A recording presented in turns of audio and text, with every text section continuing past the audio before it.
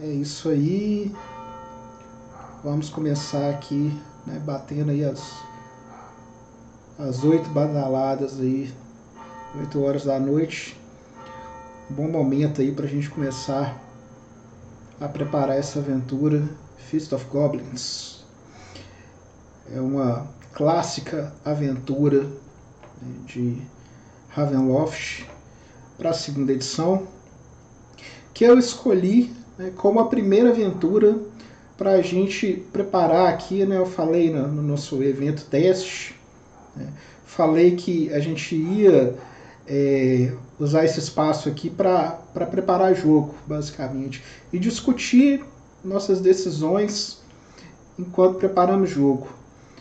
E aí eu decidi, né, utilizar Feast of Goblins como uma primeira experiência, justamente porque é uma aventura que eu acredito assim que tem um baita potencial. É uma aventura bastante interessante, né? As premissas dela são premissas interessantes, mas que eu considero pessoalmente a execução uma execução um pouco falha. O que eu estou querendo dizer com isso? Eu acho que é uma aventura bem legal, né, em premissas, em o tipo de coisa que os jogadores têm que fazer, os NPCs que estão envolvidos. Brave entrou aí, boa noite, cara, boa noite, seja bem-vindo. Eu espero que a gente consiga bater um papo aí legal a respeito aí dessa aventura. Brave falou que não conhece, hoje vai ficar conhecendo. E eu tava falando assim, os NPCs são bacanas, né? Tem motivações interessantes, mas ela tem, em alguns momentos, eu diria que ela é o que a gente chama de aventura railroad, né? Uma aventura que você precisa, né, o tempo inteiro empurrar os jogadores na direção que a aventura manda eles irem, né?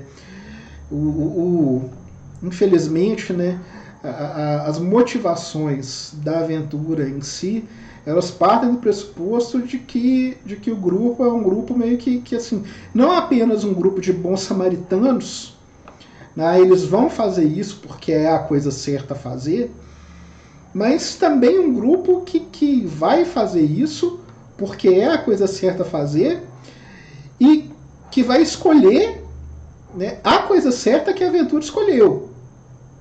Por exemplo, se num certo momento aí eles têm a coroa, né, a Crown of Souls, né, que é o artefato aí que move de certa forma a aventura, né, você tem que confiar que os jogadores não vão simplesmente, sei lá, dizer, não, beleza, vamos pegar isso aqui e enterrar, vamos para outro lugar carregando essa coroa, ou então vamos pegar a coroa e vamos usar, né? Então, assim, você precisa confiar que os jogadores não apenas vão ter uma disposição em fazer a coisa certa, mas eles vão fazer a coisa certa que a aventura manda fazer. Então tem esse aspecto aí pra gente considerar, que é um pouco complicado, claro. Então a aventura ela é bem railroad, assim, né? Ela tem até, né, um negócio que talvez alguns DMs hoje em dia achariam uma boa ideia, principalmente para as aventuras. Quando isso é colocado nas aventuras da Wizards, né, eu vou lá para baixo um pouquinho para mostrar para vocês. O pessoal gosta, né, que é o que? Ela simplesmente vem aqui, né, e dá uma verdadeira ordem dos acontecimentos aqui. Você começa, olha, né, os PCs entram em Ravenloft perto de Harmonia. Né, os PCs entram em Harmonia. Né, os PCs em Harmonia fazem isso, fazem aquilo. Então, assim, ele vai listando, né, do número 1 ao número 28 a ordem em que os eventos da aventura têm que acontecer. Então, eu estava dizendo para vocês, né, que trata-se de uma história, né, bem railroad, assim, né? Então, a gente observa exatamente isso, né? Dá pra você ver, igual o Brave colocou aqui, dá pra sentir o trilho nos pés dos jogadores, exatamente, ó. Do ponto 1 ao ponto 28, a aventura me diz exatamente o que tem que acontecer, né? E aí, né, eu estava dizendo para vocês, eu comecei falando que é uma aventura problemática, né, e aí assim, você observa exatamente isso, né, que é problemático que, do ponto de vista, né, de cada jogador, né, de cada mestre, né, ela vai ser mais ou menos problemática. Né? Por que eu, pessoalmente, considero problemática? Né? Porque eu sou um Dungeon Master que eu gosto mais de aventuras que dão mais abertura para os jogadores agirem de acordo com o que eles querem agir. Né? Eu dou mais abertura, né? Eu gosto, por exemplo, de aventuras que são baseadas em local. Né? Eu gosto de aventura que tem localização. Então, a aventura ela me apresenta um espaço, né? Uma cidade, ou um domínio, ou uma área rural, que seja. Mas ela me apresenta aquele espaço, né? E me dá liberdade, né? Para explorar aquele espaço. Ou, na verdade, dá liberdade para os jogadores explorarem aquele espaço. Eu acho que aventuras assim são mais interessantes. Essa é a minha opinião. Né? Eu acredito que até para os próprios jogadores é mais interessante quando é dessa maneira. Por quê? Porque aí o jogador ele tem assim, uma liberdade. Né? E você, enquanto DM, né? Você não precisa ficar o tempo inteiro voltando os jogadores de volta para os trilhos. Né? Que é um negócio que às vezes assim, quem não gosta de aventura Railroad não gosta muitas vezes por isso também, né? Porque assim, você vai lá, coloca o jogador de volta nos trilhos, né? O jogador vai lá e sai, porque ele quer fazer as coisas do jeito dele, só que a aventura tem um jeito das coisas serem feitas, então quando o jogador tenta fazer do jeito dele, o que você tem que fazer? Empurrar o jogador de volta. Né? Então, e isso às vezes, assim, principalmente para o Dungeon Master que não é muito experiente, isso se torna uma coisa meio sofrida, meio difícil. Eu falo sofrido por quê, gente? Porque assim, né, você não quer, né, sei lá, eu pelo menos não quero pressionar os jogadores e assim, todas as experiências que eu tenho do DM, né, empurrando o jogador para fazer de uma certa maneira, são umas experiências meio chatas, assim, que no final das contas você fica meio não querendo fazer as coisas, né, às vezes até de pirraça. Né? Eu já lidei com esse tipo de situação também, né? Que é o jogador ele até me pirraçar, né? Porque eu tento fazer ele ir na direção que a aventura manda, e quando ele percebe, né, que eu estou empurrando ele naquela direção, porque se eu não empurrar ele naquela direção não dá jogo, ele até dá uma pirraçada. Tem jogador que é assim. Né? Eu, né, por exemplo, quando eu era mais novo, eu era um pouco assim. Hoje eu sou totalmente colaboracionista, né? Digamos assim. Né? Hoje o DM manda ir naquela direção, eu vou tranquilo, porque assim, eu acho que tem espaço para os dois estilos de jogo, tem espaço para quem quer jogar um jogo mais aberto, né, open world, assim, digamos. Tem espaço para quem quer jogar um jogo mais railroad, né, em que você vai acompanhando a história, né, à medida que aquela história caminha. E o que acontece? Como tem espaço para as duas coisas, né, você vai encontrar aí ao longo da sua vida DMs que querem um tipo de jogo e DMs que querem outro tipo de jogo. Né? Então, o que acontece é que você vai ter que, né, na minha opinião, pelo menos, assim, se você quiser, né, sempre ser uma força positiva dentro dos seus grupos, né, você vai ter que lidar bem com os dois tipos de DM. E aí, então, como que você vai fazer isso? Bom, você vai aceitar, né, quando seu DM apresentar uma aventura dessa maneira, né, como a Feast of Goblins, você joga da forma como está proposto. Pelo menos é a minha opinião, pessoal. O que acontece? Aqui eu vou tentar um negócio um pouco diferente. Por quê? Porque eu quero preparar a aventura para mim e para o meu grupo. Né? Como eu quero preparar a aventura para mim e para o meu grupo, eu sei que não apenas eu sou um DM que prefere um estilo de jogo mais aberto, né, mais open world, e eu também, né, sei que o meu grupo prefere jogar dessa maneira. O meu grupo prefere um estilo de jogo no qual, né, você tem aí esse mundo aberto. E por que eu acho que a Feast of Goblins tem um potencial bacana nesse sentido? Porque ela te apresenta uma área de wilderness, ali, uma área de wilderness, uma área selvagem dentro do domínio de Cartacus, que dá para você usar bem, né? E além dela te apresentar essa área selvagem, ela tem locações também, né, locais, né, espaços, né, em outros domínios, né, que também são fáceis de você usar, e ela descreve de um jeito bem bacana, e descreve de um jeito assim, né, bastante detalhado, né, as duas principais cidades do domínio de Cartacus, né, que são Skald e Harmonia. E todas as duas cidades têm coisas interessantes para acontecer, tem coisas interessantes para fazer, né? Sembs entrando aí, fala aí, Sembiano, né? O grande arauto do Dungeons and Dragons no Brasil, né, velho? Esse aí é a lenda do D&D. Né? E aí já jogou essa aventura, eu acho, né? Jogou e já mestrou, porque a gente já falou sobre ela, né? E acho que ele gosta dela mais do que eu. Né? Não sei, de repente ele vai opinar aí para nós no chat, né? Mas eu acho que o Sembiano gosta até mais dessa aventura do que eu, né? E aí, né, tenho certeza que ele tem coisas interessantes para dizer também a respeito dela. Então o que acontece? Como eu disse aqui para vocês, tá aqui, ó, como o plot mais plausível, né? E aí ele coloca em uma ordem do número 1 até o número 28, a ordem em que as coisas vão acontecer. Né? A minha versão da aventura aqui é digital. Se a minha versão fosse física, essa é aquela hora em que eu provavelmente pegaria essa página, arrancaria aqui do módulo e jogaria fora. Né? Eu vou ficar, no entanto, só com essa parte aqui, ó, que eu acho que é mais importante para nós aqui, ó, os Major Plot Events. Isso aqui é que é importante para nós, pessoal. Os eventos, né, que vão determinar, que vão ser determinantes na nossa aventura. Por quê? Porque eu vou escolher, né, conscientemente aqui, para o bem do meu grupo, ignorar, né, esse plot mais plausível, ficar com os principais eventos do plot e organizar a aventura ao redor deles. Né? Então, vai ser um negócio aí um pouco diferente, é claro. Né? Aí você vai dizer assim, mas aí você não está, né, você está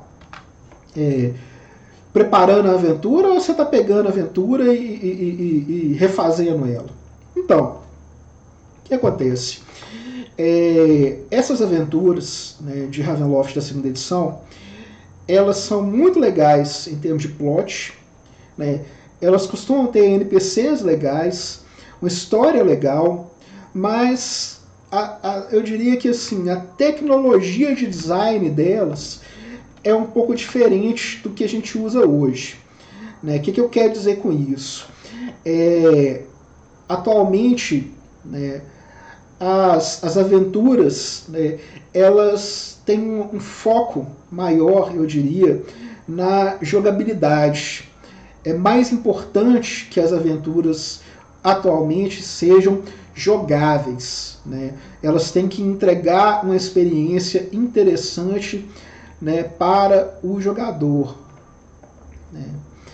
Aliás, eu vou mais longe, né? Analisando aqui as aventuras mais recentes que foram lançadas do D&D quinta edição, né, o que eu observo é o seguinte: a experiência do ponto de vista do jogador, ela é uma experiência muito bacana, e às vezes a experiência do DM nem é tão bacana assim. Às vezes o DM, né, sente que está faltando alguma coisa, sente que está deixando um pouco a desejar. Enquanto isso, né, o jogador, né, focado na história, focado na forma como se desenvolve a aventura e nas coisas que a personagem dele pode fazer durante a aventura, ele se diverte imensamente. Então olha só que interessante isso, pessoal. Hoje em dia, se você for parar para pensar, né, as aventuras são muito construídas dessa maneira. Né? Então, eu não quero reconstruir a Feast of Goblins, meu objetivo aqui não é esse. Mas eu quero que o módulo ele seja jogável um pouco com esse espírito mais moderno. Então, assim, se as aventuras da segunda edição elas têm uma história muito legal, né, e é verdade que elas têm, E se muitas vezes, né, o plot e os NPCs que são o que vai ter de mais interessante essas aventuras, nós podemos aproveitar esse plot, aproveitar esses NPCs, né? Se vier de repente um monstro novo, uma criatura nova com uma habilidade interessante, a gente tem a capacidade também, né, de adaptar isso, de trazer isso para a quinta edição. Já vou falar para você sobre como fazer, né, como que eu acho que é legal fazer, né? E, no entanto, entregar uma experiência para os jogadores mais moderna, uma experiência mais próxima do que representa, né, a gente jogar essas aventuras hoje, jogar uma aventura hoje, né? Então, né, quais são algumas questões aí que eu acho que vale a pena, né, a gente já colocar desde o início? Primeiramente, gente, a Feast of Goblins, ela é uma aventura, né, da Grande Conjunção, né? Então, o que eu quero dizer com isso? Se você não sabe o que é a Grande Conjunção, vou tentar mais ou menos explicar um pouco o que é a Grande Conjunção, porque eu acho que é importante entender a Grande Conjunção para entender aqui o bom andamento, para ter um bom andamento aqui, tanto do desenvolvimento da nossa aventura, né, tanto do desenvolvimento da nossa preparação, quanto a hora que você for eventualmente aí mestrar essa aventura, para você mestrar ela de um jeito mais legal. Então, a Grande Conjunção, né, ela é uma espécie de um Adventure Path primitivo, né? E aí, Daniel chegando aí também, cara, seja bem-vindo, né? Seja bem-vindo. E vamos aqui, nós estamos aqui batendo papo já e falando da preparação da Feast, né? E aí, né, não sei se você já jogou, mas muito bacana ter você aqui conosco também. O que acontece? A Grande Conjunção, né, é uma espécie de um Adventure Path primitivo. Por que eu falo primitivo? Porque naquela época, né, esses Adventure Paths, né, vender a campanha, né, não era ainda, né, a forma mais convencional, né, de vender aventuras, né, para D&D. Né. A maioria das aventuras aí naquela época eram aventuras que você jogava só aquela aventura. Ela tinha começo, meio e fim, né, mas terminava ali. Algumas delas aí, né, elas juntavam uma na outra, né, eventualmente, igual né, as aventuras aí, né, os Against the Giants, né, vai virar uma grande campanha, né, e depois você junta aí com as aventuras lá dos Drolls também, isso na época da primeira edição. Você joga uma aventura depois da outra, mas você podia jogar as aventuras, né, também sozinhas, e o vínculo entre elas era um vínculo, na melhor das hipóteses, extremamente tênue, né? E aí vem Dragonlance, né, na primeira edição, muda um pouco essa estrutura, né, ao criar aí uma campanha mesmo, né, as aventuras de Dragonlance, elas são uma campanha propriamente, né, e Ravenloft tem aí a sua estreia, digamos, nesse estilo de aventura, em que as aventuras elas são trazidas juntas, né, elas são vinculadas para criar uma grande história, né, na Grande Conjunção. Só que qual é o problema, gente? A Grande Conjunção foi pensada quando a coisa já estava em andamento, né, como das aventuras já estavam em andamento. Então, na verdade, as primeiras aventuras que foram lançadas, né, que são consideradas parte da Grande Conjunção, rolou, na verdade, um retcon, né, porque as aventuras originalmente elas não faziam parte da Grande Conjunção. Elas foram posteriormente colocadas como parte da Grande Conjunção, mas não faziam parte. Então o que acontece? Né? Essas primeiras aventuras, né, elas não falam nada sobre a Grande Conjunção, né, sobre esse evento chamado Grande Conjunção. E em vez da Grande Conjunção começar, em vez da primeira aventura ser a aventura de primeiro nível, né, se você for tentar seguir os eventos, né, da forma como a profecia principal da aventura coloca, né, se você segue os eventos, o que vai acontecer? Você vai ver que as aventuras estão completamente fora de ordem. Né? Então, qual que é uma primeira alternativa que ele já propõe? Né? Uma primeira alternativa é justamente o quê? Que você pegue a profecia, né, e coloque ela na ordem correta. Então você tem ali a profecia, né, do Riscosa, não estava no Metaplot. Quando a Feast of Goblins foi lançada, não existia ainda a Grande Conjunção. Então ela é a primeira, na verdade, ela é a primeira das aventuras. Né? E se você pegar a ordem original aí dos eventos, da forma como é colocado no pergaminho de Riscosa, ela seria o primeiro evento, né? O evento que se passa durante a Feast of Goblins seria o primeiro evento, de fato. Só que aí o que acontece? Né? Aqui, o Gabriel está perguntando, acho que eles prepararam o esquema da Grande Conjunção mais tarde. Essa seria a terceira. Se o correto seria que ela fosse a terceira, exatamente. Se você pegar o pergaminho de Riscosa e você se propuser a inverter a ordem da profecia para colocar, né, os sinais na ordem em que os jogadores jogariam as aventuras, né, se eles forem começar no primeiro nível e terminar lá pelo 10º, né, o que você tem que fazer? Você tem que mudar a ordem dos a ordem que as profecias aparecem no pergaminho. Aí, né, a profecia que representa a Feast of Goblins, que seria a primeira dos sinais, né, ela passa a ser o terceiro sinal.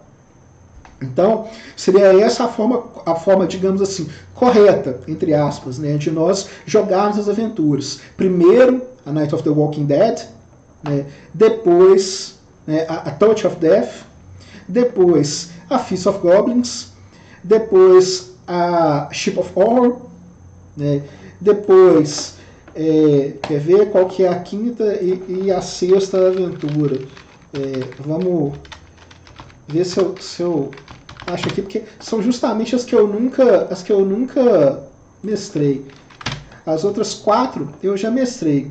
Né? As únicas que eu não mestrei foram justamente as 2 últimas. Nunca consegui chegar na sexta e na última. Na quinta e na sexta, no caso. Né? E aí o que acontece? Você vai ver aí, ó, a quinta aventura, né? Vai ser aí a aventura Roots of Evil, né? E a sexta aventura, From the Shadows. Né? Essas 2 eu nunca mestrei. Né? E hoje, assim, o próprio como é que fala? O próprio site da Fraternidade das Sombras, né?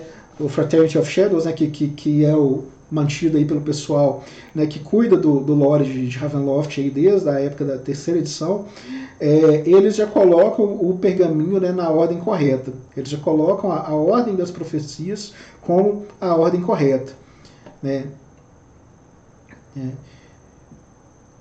E aí o Breve está perguntando aqui, estou pensando em planejar a trilogia Green Harvest, creio que ela seja mais organizada. Sim, a Green Harvest ela é organizada por quê? Porque ela já foi pensada, né, para ser uma história completa.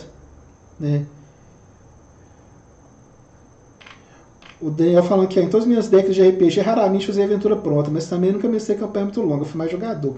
Pois é, Daniel, o que acontece, cara? Né, quando eu era mais novo, assim, eu usava muito as minhas próprias aventuras. Eu fui começando a gostar de aventura pronta à medida que foi me sobrando menos tempo para preparar. Né, porque eu gosto de campanha, eu gosto de mestrar histórias longas, estava até falando sobre isso na outra live que eu apresentei o Free Market, eu estava falando sobre isso, eu gosto de campanhas longas, gosto de histórias longas, né, e aí o que acontece é que assim, às vezes você não tem tempo para preparar uma história longa, e isso que é o problema. E aí, em razão disso, fica aí uma vontade, né, de ter uma história longa, e aí sem tempo de preparar uma história longa, você acaba recorrendo às aventuras, que é o que eu tenho feito. Né? Eu recorro muito à aventura pronta por isso, né? Para preparar aquilo que, assim, que eu entendo que vai ser legal para os meus jogadores. Né? E aí, assim, né, acaba que tem muita aventura legal. Né? Eu sou da opinião que, assim, é claro que você quer, né, apresentar suas próprias histórias, quer mestrar seu próprio jogo, mas tem muita aventura legal. Né? E aí, como tem muita aventura legal, eu acho que vale a pena você pegar, às vezes, um módulo né, que você acha a premissa interessante, sentar e preparar. Né? Um dos objetivos, na verdade, de fazer essa live é justamente mostrar um pouco como é que eu preparo, né, qual que é o meu pensamento aí no processo de preparação, para ajudar aquele DM, né, que pensa, que quer preparar uma aventura pronta, que quer apresentar uma história legal para o grupo, mas que às vezes nem pensa em como começar, né, a fazer isso. Né? E aí então o que acontece? Que eu estava falando para vocês. A Fist, ela é a terceira, se você for mestrar a campanha da Grande Conjunção. Só que ao mesmo tempo, como ela foi escrita e foi publicada antes da Grande Conjunção efetivamente aparecer aí como esse primeiro mega evento de Ravenloft, a verdade é que ela funciona muito bem como uma aventura que você tem princípio, meio e fim também. Então, se você quiser, olha, comecei a minha campanha de Ravenloft, ou comecei a campanha de D&D mesmo, que seja. Mas o que acontece? Eu estava falando para vocês o seguinte, que a gente tem aí a Night of the Walking Dead, que é a primeira aventura, né, para um grupo aí de aproximadamente primeiro nível, e a tendência é que, né, a aventura ela começa no primeiro nível e você termine com os personagens jogadores aí, né, no terceiro nível, Night of the Walking Dead. Terminou a Night of the Walking Dead, você vai para a Touch of Death. E aí a Touch of Death vai ser jogada aí no terceiro, quarto, e espera-se que os jogadores terminem por volta do quinto nível. E por volta do quinto nível você começa a Feast of Goblins, que é essa terceira aí das aventuras, né, da Grande Conjunção. Mas eu estava falando exatamente isso, que se você quiser mestrar ela como uma campanha, ela é a terceira da campanha. Se você quiser mestrar como uma aventura somente ela, né, ou porque você vai colocar algo antes ou algo depois para o seu grupo, uma aventura homebrew, ou alguma coisa ou alguma outra aventura de Ravenloft, né, ou antes ou depois dela, né, eu recomendo aí, por exemplo, se você, né, achar uma aventura que é interessante, né, uma outra aventura que também é standalone, assim, de Ravenloft, e que eu acho que vale muito a pena jogar, que é o When Black Roses Bloom. Né. Você tem também uma outra que chama Adam's Wrath, né, que é uma que se passa em Lamordia, né, que é com o Adam, né, que é bem legal, né, o famoso golem de carne aí de Lamordia. Tem várias aventuras, né, que são aventuras solo, né, em Ravenloft, aventuras que são só elas, né? E aqui, ó, tô falando aqui, ó, quer dizer então que cancelou o RPG de hoje para falar de outro RPG. Deus tá vendo essa traição. Olha só, né? Boa noite, Brian. Boa noite, galera. Né? Verdade, né? A gente tinha nosso jogo de Werewolf hoje, mas eu não sabia se ia ter, se não ia ter, e aí eu resolvi marcar a live. Né? É isso aí. A gente marcou a live muito por isso também, né? Não ia ter hoje. Hoje, né? Eu falei no outro dia, eu falei aqui, né? Tava fazendo a live para falar do free market e falei que eu mestro Werewolf às quartas-feiras. E aí hoje, especialmente, não teve jogo, né? E eu marquei a live para falar da Feast of Goblins hoje. Né?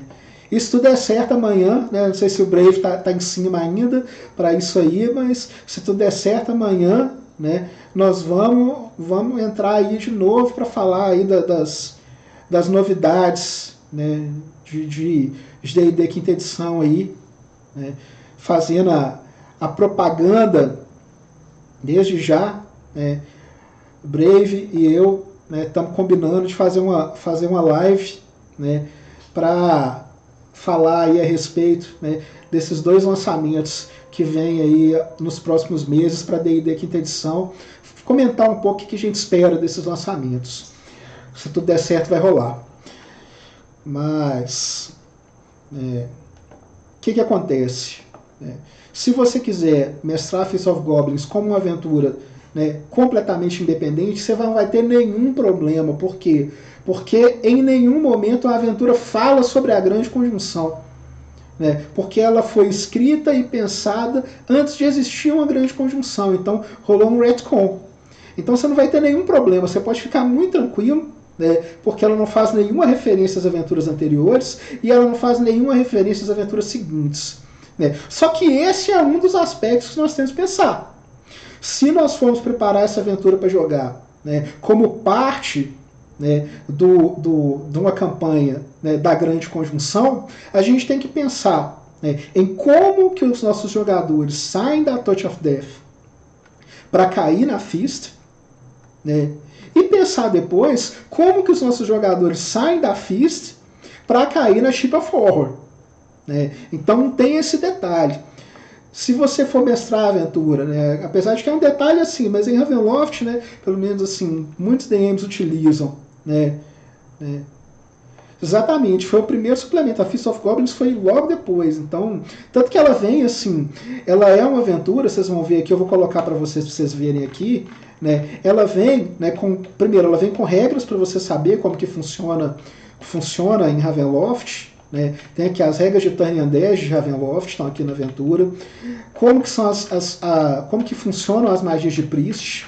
Né? Ela vem com um screen próprio para você jogar, porque era esperado que às vezes você pudesse pegar essa aventura para mestrar sem você ter a caixa de Ravenloft. Então ela explica as regras de Power Check, ela explica as regras de medo, ela explica as regras de horror, as regras de loucura, tem aqui.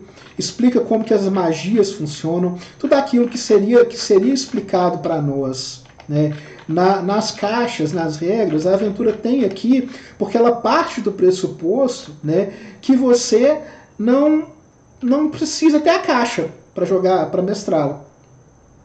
Né? Aí aqui, ó, os mapas, né, que a gente vai usar, são esses mapas aqui que são os mapas clássicos de Ravenloft, né? Esses mapas meio como é que é o nome disso aqui, gente? Alguém vai lembrar aí no chat, vai falar? Mapa isométrico. Né? Os mapas aqui eles são isométricos. Tem um mapinha também aqui do lado, né, que você pode usar, vem aqui do lado o mapinha para você usar como battleground, se você quiser. Né? Mas o mapinha do lado, né, o mapa que é claro, os mapas que são clássicos de Ravenloft são os mapas isométricos, esse aqui do lado aqui. Né? Uma ficha de personagem própria para Ravenloft também. Tá aqui. Né? E os mapinhas que vão ser utilizados, tem no final da aventura também os mapas das cidades. Né? Eu estava dizendo para vocês o quê? Que ela é uma aventura que é feita para funcionar sozinha. Né? Tanto que ela tem aqui, ó, explica, né? Ela vem com as estatísticas dos monstros. Né? Ela fala que ó, tem uma ficha própria, ó, um screen de Ravenloft, uma ficha de Ravenloft, e ela ensina como preparar para mestrar Ravenloft. Então fala aqui, ó, o estilo do DM, né?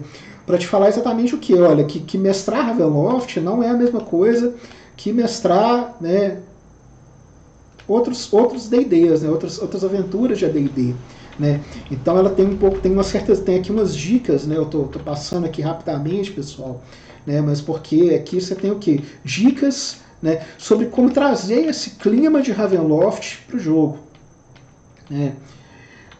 Então tem esse aspecto aí, né, que é bem interessante aí, né, da gente observar. Né? Ela traz algumas regras adicionais. Então, né, fala que você fazer os jogadores testarem para acordar quando eles estiverem dormindo. Né? E aqui você tem, aqui eles falam especificamente sobre Turn Undead, regras de Turn Undead. E aqui é uma primeira consideração já importante para nós que a gente vai utilizar. Né, que eu vou utilizar e recomendo que você utilize, que é a questão do Wolfware. O que é o Wolfware, pessoal? O Wolfware é um licantropo que é o contrário, como se fosse o contrário do Werewolf. Né? O Wolfware ele é um licantropo que é naturalmente o lobo em vez de naturalmente humano. Né? Um negócio meio assim. Né? Umas esquisitices que só tinha na época do D&D mesmo, da D&D. Você tinha um licantropo lá no livro dos monstros, um licantropo lobo marinho. Né? E umas outras bizarrices desse tipo. Né? Quem mais entrou aqui, ó, gente? Entrou Italude, Otávio, né? Vlage, e sejam bem-vindos aí, pessoal. Né? Aqui, ó, saudade da campanha aqui do bairro TD 3.5. Né? Pois é, ué.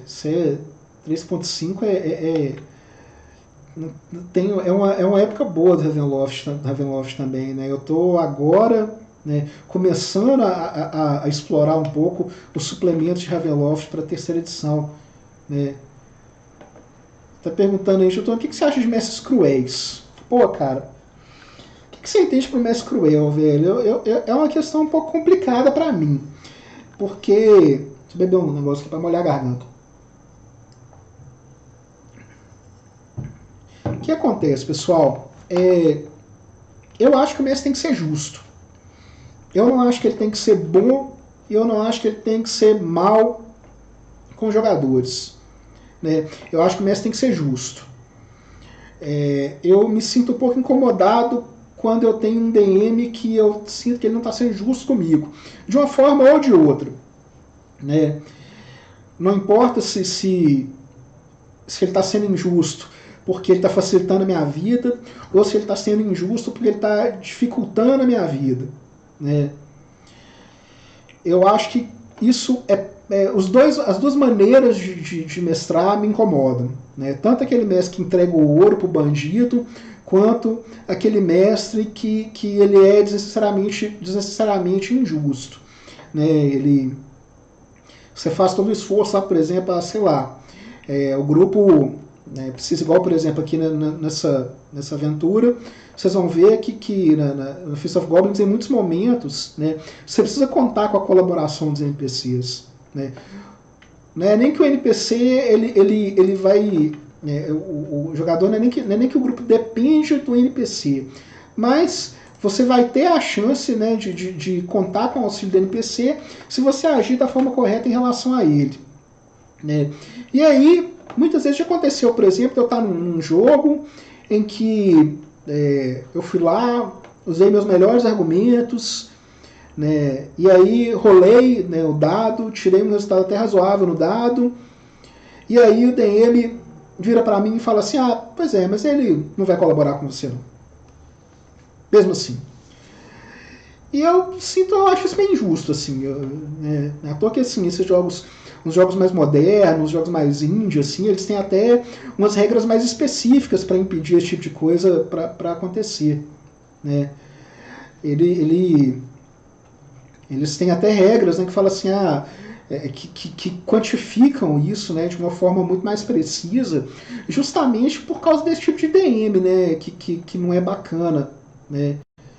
Que não tem essa postura justa com os jogadores, né, digamos assim. Então, infelizmente, eu diria que assim, tem mestre que é assim. E aí tem mestre que fica chateado quando os jogadores conseguem derrotar os inimigos. E, pô, eu pessoalmente não sou assim. Né? Eu não vou pelo lado contrário também, né? Porque tem o Dungeon World, né, que é um RPG bem legal, Powered by the Apocalypse, e lá nos princípios dele fala assim, olha, você tem que ser fã, né, das personagens dos jogadores. E eu também não concordo com isso. Eu falo assim, olha, eu vou ser fã das personagens dos jogadores à medida que, né, os jogadores mostrarem para mim, né, que as personagens deles são do caralho e estão fazendo coisa do caralho. Né? Se as personagens deles forem personagens bacanas, estiverem fazendo coisas bacanas dentro do jogo, né, eu não vou atrapalhar, eu vou tentar o tempo inteiro, né, dar a oportunidade para os personagens jogadores fazerem coisas bacanas dentro do jogo, e eu vou ficar feliz quando isso acontecer. E à medida que a campanha for avançando, eu naturalmente vou me tornar fã das personagens jogadores. Aí você vai lá, rola seu fighter de primeiro nível, né, bota o pé fora da taverna pela primeira vez. Você quer que eu seja fã do seu personagem? Não, velho. Se vira aí. Né? Dá seu jeito, dá seus pulos. Seja uma personagem do caralho. Faça coisas do caralho dentro da história. E você vai conquistar o do mestre. Eu vou ficar fã do seu personagem. Com certeza. Então, assim... Mas sempre tentando ser justo com os jogadores. Eu tô que assim, faço meus rolagens abertos. Se for para morrer, morreu. Se for para ficar vivo, ficou vivo. Os jogadores, eu não abro completamente os status dos monstros. né, mas também não escondo, né, à medida que o combate vai rolando, o jogador ele vai entendendo, né, o que ele pode, o que ele não pode, o que ele vai conseguir, o que ele não vai conseguir. Então isso é uma coisa que rola à medida que a aventura vai se desenvolvendo, à medida que os combates vão rolando, né? Os jogadores vão compreendendo os limites deles também, e não sou eu que controlo isso não, eu permito que os jogadores tenham total controle, né?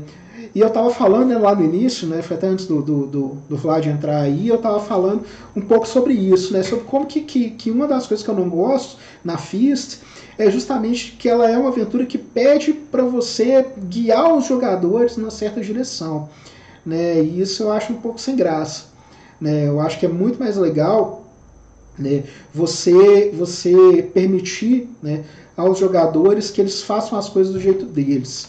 Então o que eu disse? Né? Eu disse que eu ia pegar o que? Né? Os principais, aqui ó, a aventura que eu falei, ela vai, né, colocando, né, encontros opcionais. Ela tem um negócio aqui, né, que é muito legal, gente, é muito legal e é uma coisa assim que vale a pena até se você não for, né, se você não for mestrar Fist of Goblins, você rouba isso, né, para outros jogos, que é o que, né? São non-physical optional encounters, né? Encontros que não são, né, físicos, né, propriamente, né? Então, por exemplo, você rola aqui, né? Você rola um D10 aqui, por exemplo, né? E descreve uma dessas coisas aqui para os jogadores, né? O grupo encontra uma criatura à distância, né? Ela está coberta, né, por bruma, né? E parece com uma criatura que já perseguiu eles anteriormente, né? Então, por exemplo, vamos imaginar aqui que você está mestrando essa aventura depois de você mestrar a Night of the Walking Dead e depois de você mestrar a Touch of Death. Aí o que você faz? Né? Tem lá na Night of the Walking Dead o Marcel de Tarascon, que é o Lorde Zumbi. Né? Aí o que você faz? Né? Você vira para os jogadores e fala assim, olha, vocês veem alguém na bruma, parece ser alguém que vocês conhecem. Faz um teste de percepção, né, para mim. Aí o jogador faz um teste de percepção, né, fala, passei no teste de percepção, você fala para ele, ó, parece que é o Marcel de Tarascon. Né? Todo mundo já fica doido. Não, como assim? Né? O cara que a gente enfrentou no terceiro nível, lá naquela aventura, né? Tá, beleza, pega a espada. Não, eu saco a minha espada. Não, eu caço spell nele. Aí você vira e fala, não, ele desaparece. Né? Então olha só que bacana. Né? Então aqui, ó, os jogadores, né, os personagens jogadores ouvem galhos partindo, ou sons de uma respiração pesada, né, próximo deles, enquanto eles se movem pelas árvores. Os jogadores, né, veem as pegadas, né, ou evidência similar, né, de um monstro, né, amedrontador que está, né, na área. E é isso, né, ele pega aqui, isso é muito legal, né, ele vai sugerir para você, né, que você vai colocando esse tipo de coisa aí dentro da sua aventura para perturbar mesmo as personagens dos jogadores, para incomodar, por que não, né, os próprios jogadores. Né? Você vai incomodar aqui não só, né, os personagens, não só os próprios jogadores, não só os personagens, como os próprios jogadores. Né? Então tem aqui as fichas de encontros aleatórios aqui, né? Tanto em Gundarak quanto em Cartacus, né, que são os dois domínios em que se passa a aventura. Né. Aqui tem como entrar em Ravenloft, né, fala-se aqui, né, como que você descreve para os jogadores a entrada deles em Ravenloft. Né. E a gente segue adiante, né, com a aventura propriamente. Eu falei para vocês o quê? Que eu ia concentrar nisso aqui, para quem chegou depois. Né, o que eu falei? Falei, pessoal, né, nós vamos, se eu pudesse, eu pegava isso aqui, né, porque a aventura fala, o plot mais plausível, que é o Railroad, né, o que nós falamos aqui, né, vai guiar os jogadores numa direção só. Né, do nível do ponto 1 ao ponto 28, tudo que tem que acontecer. Eu falei, se eu pudesse eu arrancava essa página. Eu não vou arrancar essa página por quê? Porque nós vamos usar isso aqui, Major Plot Events. Né. Os personagens jogadores entram em Ravenloft e perdem a Harmonia, né? Eles encontram a Criel, né? E concordam, né, em fazer a quest para a Coroa das Almas, né? Eles pegam recuperam a Coroa das Almas da Radaga, né? Então vai anotando isso aqui, ó, Criel, esse NPC é importante. Radaga, esse NPC também é importante. Os jogadores entregam a coroa, né, para o Dr. Dominiani, né, de acordo com as instruções da Criel, retornam para Scout, né. Os jogadores descobrem, né, o plano da Criel, né, e voltam para a fortaleza de Dominiani para recuperar a coroa, né. Retornam para Scout, né, com a Coroa das Almas, né. Os PCs buscam Radaga em Daglan e a destroem, né, terminando com a aventura e terminando com a coroa, né. Ok. E aí é bom que pelo menos, né, a aventura é meio railroad, mas pelo menos ela vai dizendo aqui, né, o que fazer, né. O que fazer se os jogadores tentarem matar a Criel? O que fazer se o Dr. Dominiani, né, for morto pelos PCs? Se eles não recuperarem a coroa, né? E se eles descobrirem que eles estão sendo trapaceados ou não estiverem cooperando, né? Aqui eles falam que, ó, você pode usar, né, se os jogadores não estiverem cooperando. Você pode argumentar, né, que é um plot maligno, né? Você argumenta que é um plot maligno. E aí o que você faz? Você usa... Aqui ele fala Gypsy Fortune Tellers, né? Aqui nessa época, né, olha só que interessante aí, né? Nessa época os Vistani ainda eram chamados de ciganos.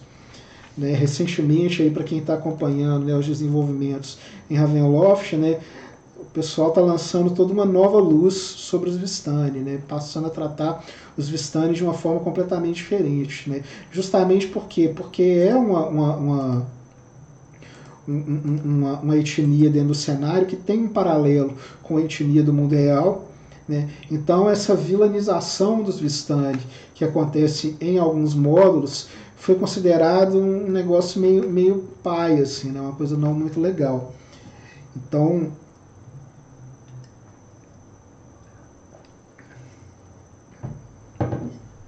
e nessa época aqui, né, eles ainda eram chamados até de Gypsy mesmo, né? Eles eram chamados de ciganos. Nem sequer se chamava eles de Vistani ainda, só se falava os ciganos de Ravenloft. Né? E aí ele propõe aqui que se os jogadores começarem a sair muito da linha, você usa os Vistani para trazê-los de volta aí para o objetivo da história. Certo?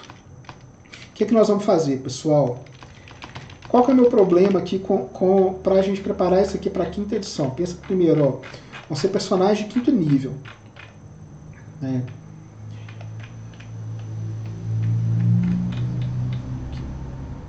Aqui, ó, ele deixa até umas questões aqui, como por exemplo, assim, ó, linguagem.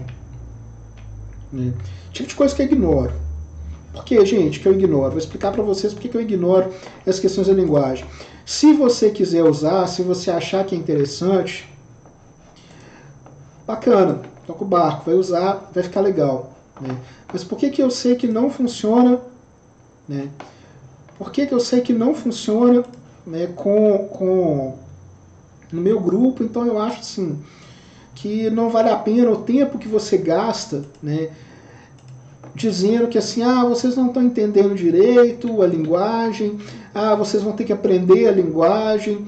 Isso aí, em cenários em que isso faz sentido, em que isso é interessante, em que isso é parte do plot, eu acho legal ter. Mas nem todo cenário isso é parte do plot. E para nós aqui isso não é relevante. Né? Para nós a verdade é que isso não é relevante. Então, o que ele coloca aqui? Ó, tem uma chance baixa de 5%, né, dos jogadores entenderem qualquer conversa. Né? E essa chance aumenta em 1%, né, para cada dia em que os jogadores ficam na área em que a língua é falada. Ou seja, né, cedo ou tarde os jogadores vão simplesmente entender o que está falando. Então isso aqui é muito figurativo. né? É muito para dizer que tem uma língua diferente. Então, assim, simplesmente solta aí que fala-se em Cartacas a língua comum. Se os jogadores falam a língua comum, beleza, vão falar a língua de Cartacas. Beleza. E aí, se você quiser utilizar a língua, mas aí se você quiser utilizar uma língua própria de Cartacas sem ser a língua comum, né, beleza. Né? Ó, faz o seguinte, fala aí, ó, eles falam a língua de Cartacas e falam uma língua comum.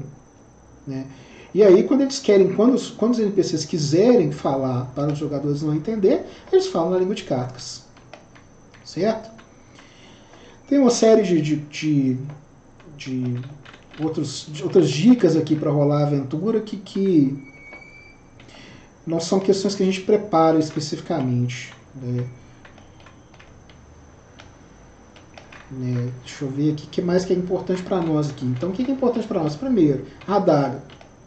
A adaga é importante para nós, porque ela é uma clériga de 7º nível. Né? O nível de desafio dela, acredito eu, aí, né, o grupo deve encontrar com ela quando eles estiverem aí por volta do 5º para o 6º nível. Né? Então, se você mestrar, né, a aventura, né, e colocar a adaga sozinha contra os jogadores, não vai dar onda. Né? Primeira questão a analisar é essa. Então, o que você vai fazer? Primeiro, você vai buscar um Spellcaster de 7º nível para representar a adaga. Né? Tem um clérigo de 7º nível aí que a gente pode usar para representar a adaga. Agora, eu acredito assim, que se você buscar aí nos manuais que a gente já tem, né, você deve encontrar. O que eu faço nessa hora, gente? Eu abro o Kobold Fight Club, né, porque eu preciso que o encontro contra a adaga seja um encontro interessante.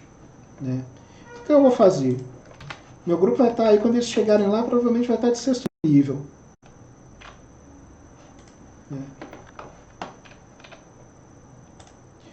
Então o que eu coloco aqui? Ó, o que eu faço? Ó, eu preciso de uma aventura, né? Eu tenho aí 5 jogadores de 6º nível. O encontro deles vai ser 7.000 XP, então eu quero alguma outra coisa entre 4.500 e 7.000 XP. Né? O que eu vou usar? Né? Aqui.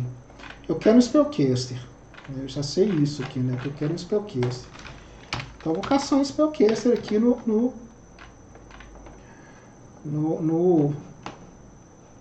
é que chama? No Kobold Fight Club. Né? Um que possa representar, né, a adaga. O ideal aqui para nós seria o que? Né? Deixa eu ver aqui, ó. Segundo o Kobold Fight Club, né, eu tenho aí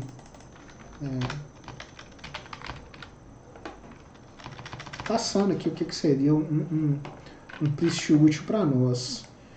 Mas eu quero aí um bicho provavelmente aí em torno aí um challenge rating 3 por aí, que seria um bicho legal para eu levar essa aventura, né? A adaga vai ser alguma coisa próxima disso para nós. Aí o que eu faço? Né? Primeiro, eu não quero any size, eu quero só medium. Né? Vou caçar aqui um humanoide médio, mínimo challenge rating 3, e vou caçar aqui. Se eu achar um priest, um spellcaster, eu vou usar o spellcaster que eu achar, né? Lá no Kobold Fight Club. E vou acrescentar a ele, por quê? Porque é o estilo da NPC aqui. Vou acrescentar a ele o quê? Uma trupe de undead, para tornar o encontro viável. Né? E aí o que acontece? A gente usa aqui, né, no caso ela, né, não faz aqui, né, uma descrição específica de quais criaturas lutam junto com ela, mas eu posso olhar aqui pelas magias dela. Ela tem Protection from Good, Summon Insects, Cause Blindness, Animate Dead. Então aqui, ó, eu já peguei aqui, ó, Summon Insects e Animate Dead. Encontrei um termo interessante para trabalhar ela. Né? Então, posso usar a adaga, que é essa mulherzinha aqui, né, fazer a token dela depois, Posso usar a adaga com undead e posso usar a adaga com insetos. Vou depois escolher aqui, né, porque a nossa ideia não é fazer uma live longa, mas eu vou escolher aqui depois, né, quais que são as criaturas que vão estar junto com ela. Por que eu não vou fazer isso agora, gente? Porque isso aí ia dar um pouco mais de trabalho. E aí eu teria que né, passar junto com vocês por esse processo que seria, eu acho que não cabe aqui na live. Né? Então é importante o quê? Você pegar aí, de repente, aí um spellcaster de Challenge 3 ou 4 para representá-lo, né? E completar o XP, né, do desafio ou com criaturas inseto ou com criaturas mortas-vivas. Né? Em vez de ela começar o encontro, né, podendo usar, né, esse tipo de magia, você já tem essas criaturas como parte do encontro, porque é muito mais viável para o encontro ser interessante para os jogadores. Eu estou falando isso por quê? Porque a gente sabe que um grupo aí de 4, 5 jogadores contra um NPC, a chance do NPC sobreviver é praticamente nenhuma, certo?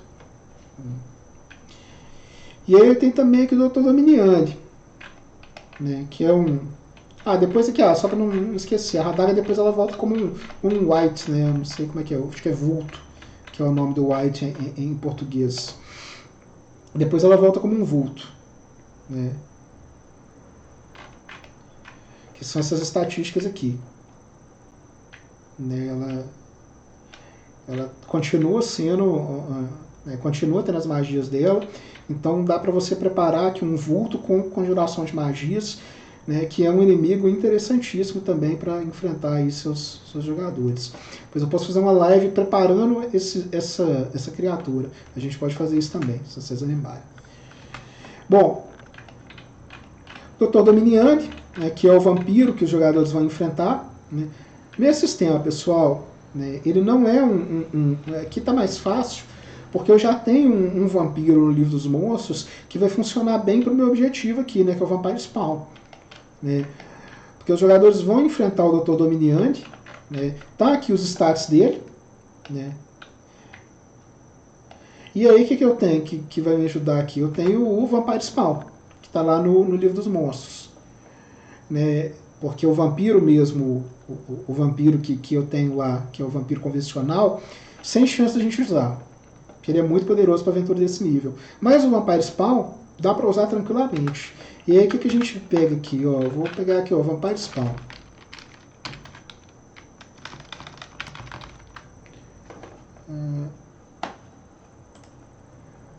Deixa eu achar ele aqui. O Vampire Spawn, ele é Challenge Rating 5. Então eu vou acrescentar aqui esse encontro, né, com o Dr. Dominiani, né, considerando que ele é um vampiro, né, devo acrescentar um encontro com ele, né, alguma coisa aí, sei lá, tipo uns undead também, alguma coisa parecida com isso para tornar o encontro mais interessante também. Né, porque eu também quero que o encontro contra ele seja um encontro difícil. Né, como que eu faço para tornar esse encontro mais difícil? Vou pegar aqui, por exemplo, um Direwolf.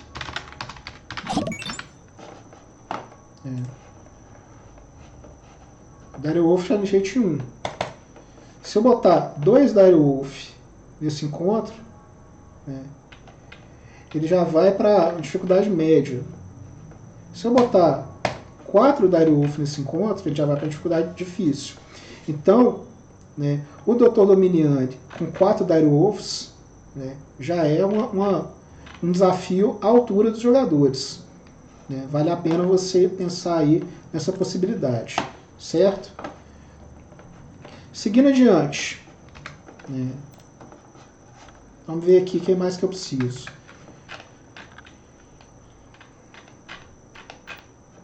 Aqui a aventura já começa propriamente, pessoal. E o que eu disse para vocês que eu vou fazer, gente?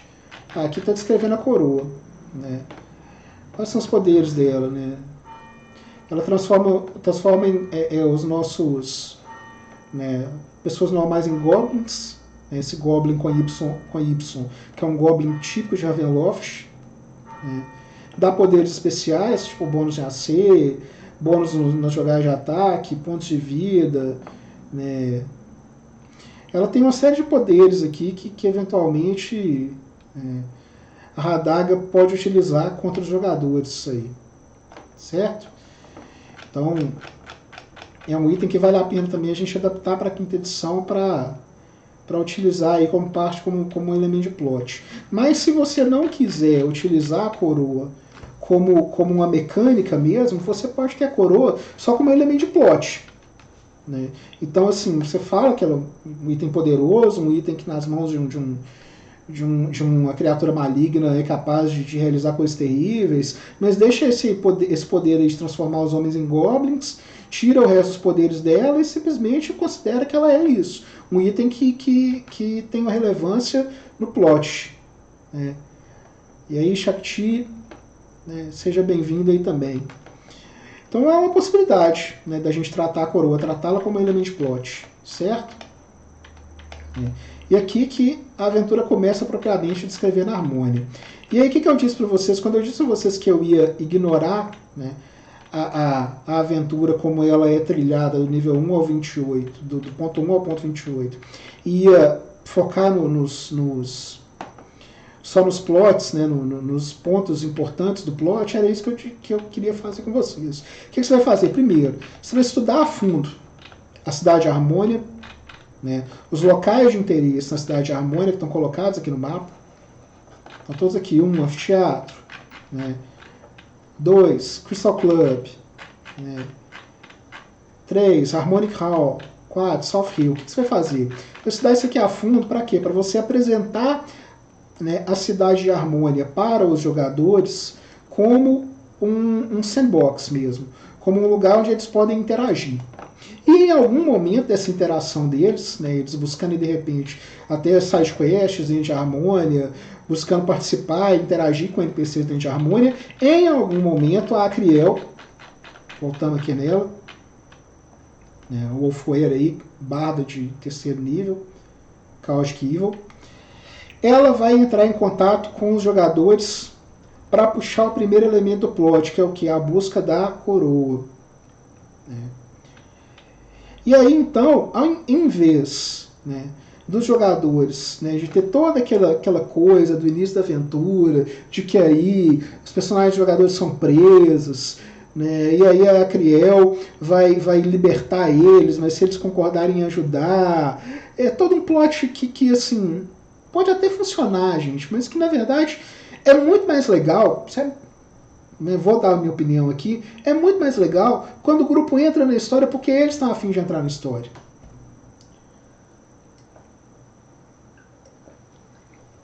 Dá pra você empurrar a história nos jogadores? Até dá. Mas é muito mais legal quando eles entram porque eles querem entrar. Certo? E aí o que acontece? Em vez de você, né, prender os jogadores, né, e aí eles ficam lá presos, e aí eles só saem porque eles concordam em ajudar a criar, não. Né? Usa os NPCs, né, de Harmonia e usa os lugares, né, que são descritos aqui no cenário, usa esses lugares, né, para os jogadores terem a oportunidade de explorar a cidade, né, interagir com NPCs, eventualmente interagir com a Acriel, né, e ao interagir com a Acriel, né, ela oferecer a eles a oportunidade de ir, né, atrás da coroa. Então, se você faz dessa maneira, né, na minha opinião, o andamento da fase inicial da aventura fica muito mais interessante. Certo? Passou à frente, né, se os jogadores conseguiram aí, né, interagir bem com a Acriel, né, e receberam a quest da mão dela, né, você vai para a segunda fase.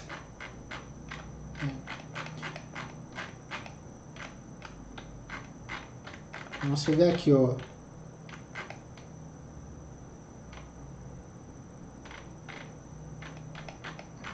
Tô passando tudo isso aqui, gente, porque tudo isso aqui é para construir a ideia de que a Acriel vai pedir aos jogadores para resgatarem a coroa e eles vão resgatar. Né?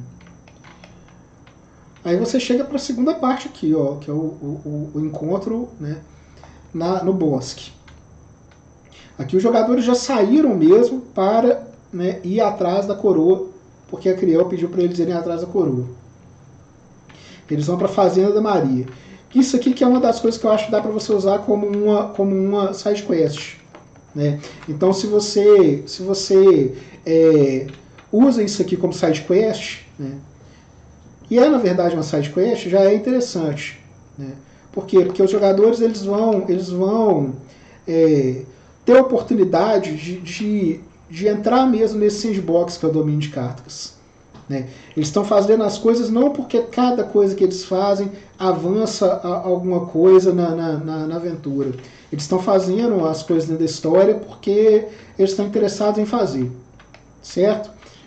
Então é uma situação na qual os jogadores eles vão, né, andar até eles têm que ir, né, até Scout, né, e aí no meio do caminho eu tenho esse encontro no bosque, e aí eu pegaria esse encontro no bosque, tiraria ele, né, desse ponto específico de ser, né, um encontro que acontece quando os jogadores estão andando entre a Harmonia e Scout, e usaria o encontro, porque o encontro em si é legal, usaria ele como uma side quest, como um plot, né, desse processo de exploração do domínio de cartas, sem estar dentro do Railroad da Fist of Goblins, certo? O ponto seguinte da aventura, né, a parte seguinte da aventura, é descrevendo o domínio de Scout, a cidade de Scout. É uma cidade bem bacana, e aqui eu quero destacar para vocês que tem muita coisa interessante para rolar em Scout. Scout ela tem aqui um edifício, né, que é a Old Cartacan, né, a velha taverna cartacana, né, digamos assim. E essa taverna ela é muito legal, porque durante o dia ela é uma taverna mesmo, né, normal, só que durante a noite o pau quebra. Durante a noite os Wolfwares estão dentro da taverna e absolutamente tocam o terror. Então é um negócio meio dentro do inferno. Só que, olha só, a Fist of Goblins, ela é de, sei lá, de que ano que é essa aventura. Eu não sei, que agora eu não sei aqui de que ano que é a aventura, né? Mas é alguma coisa aqui, ó, quer ver? Deixa eu ver se tem aqui o ano em que essa aventura foi lançada. Se fala aqui, né? Por volta aqui, ela foi lançada em 1990. Ela foi lançada em 1990 e o filme Drink no Inferno é até depois disso. Não lembro qual que é o ano do Drink no Inferno, não. Se alguém que está aí no chat, né, quiser falar para nós e pesquisar para nós de que ano que é o Drink no Inferno, né, o fato é que essa outra carta canina aqui, ela tem uma pegada meio Drink no Inferno, porque dá uma certa hora, né, cai a noite, o pau quebra, né, com os Wolfwares, né, dentro da taverna, e aí o filho chora e a mãe não ouve.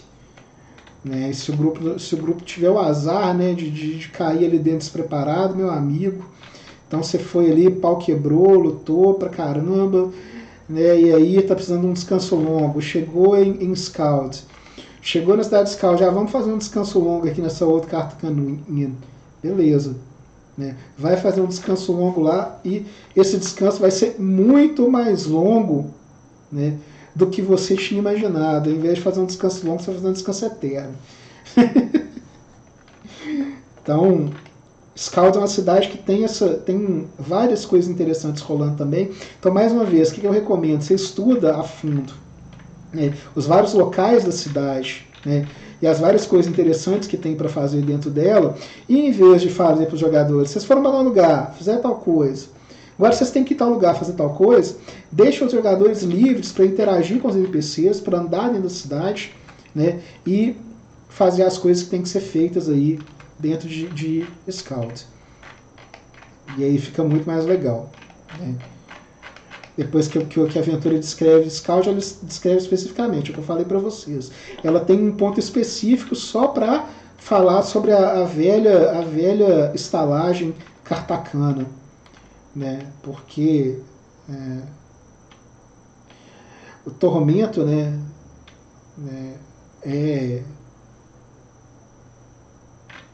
vai ser puxado aqui para os jogadores. Aqui é o mapa da taverna. Eu gosto muito desses mapas isométricos de Ravenloft, não sei vocês, mas eu acho eles muito legais. né? E aqui então tem essa mesma pegada do mapa isométrico, né? E a ideia aqui é essa: ó, fechou a noite, trancou a porta, boa sorte, te vejo no céu. Né?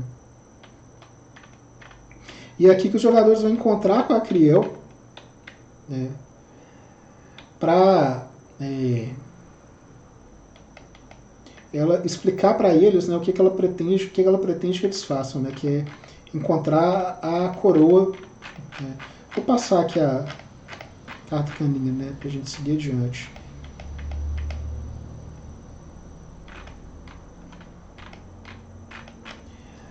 A Criel vai conversar com os jogadores, vai explicar para eles o que ela precisa.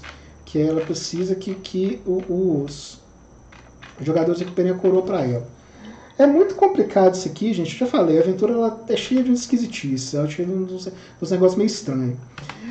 Isso aqui é uma das coisas estranhas nela, né? Porque assim, você conversa com a Criel lá em Harmonia e ela vira para você e fala assim: não, mas encontra comigo lá em Scout que eu vou te dar a quest.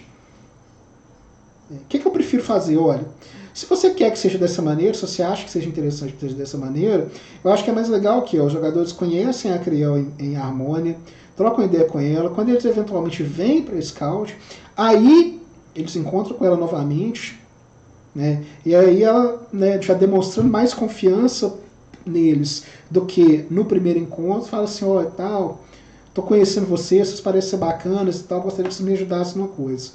E passar a quest para eles. Eu acho que é muito mais, funciona de maneira muito mais orgânica, né, se você fizer dessa maneira, do que da forma como o cenário que pede. Que é, você encontra com a Criel em Harmonia, a Criel vira para você e fala assim: não, encontra comigo em Scout que eu vou te dar uma quest. Para quê?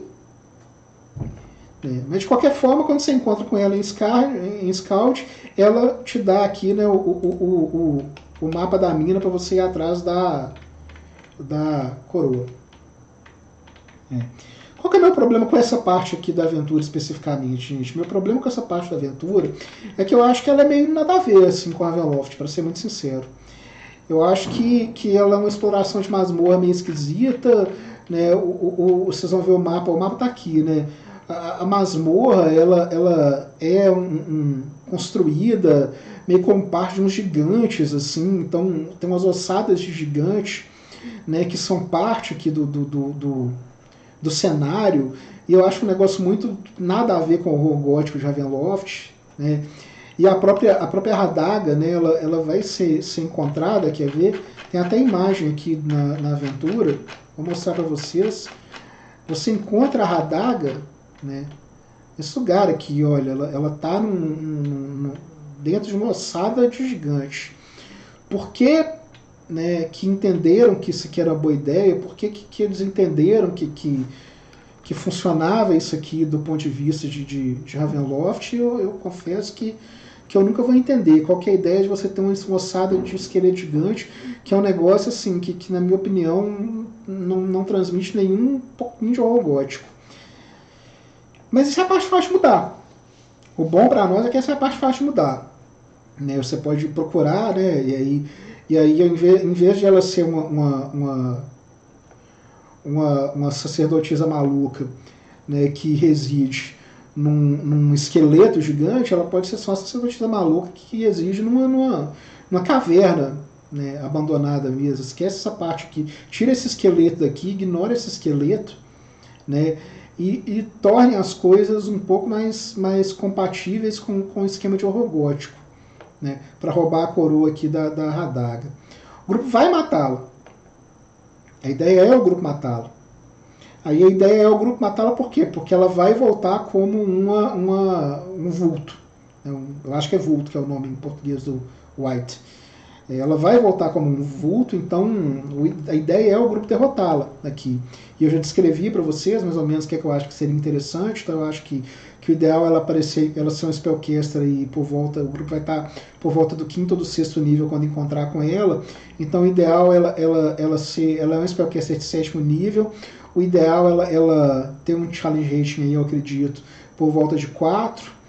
E você completar o desafio com undeads, né, com mortos-vivos ou com criaturas insetoides, para adaptar bem ao tema dela aí, enquanto NPC, né, ao fato de que ela tem magias de convocar insetos e ela tem magias de convocar mortos-vivos. Então você usa isso aí para preparar, né, também. É, né, uma das ideias que eu tenho aí. Você fazer um encontro com ela usando mortos-vivos e usando criaturas insetoides. Certo? E aqui está...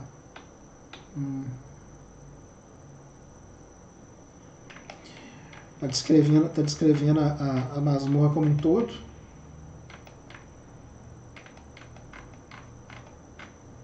Olha ela aqui, ó, na frente aqui do templo dela em forma de esqueleto gigante. Tem uns esqueletos gigantes aqui. Eu acho que tem uma imagem dela mesmo. Eu, pelo menos costumava. Eu achava que tinha, mas pelo visto não tem. Depois você tem que entrar na caverna mesmo onde fica a Crown of Souls. É uma exploração de masmorra. Não tem muito pra onde fugir, não.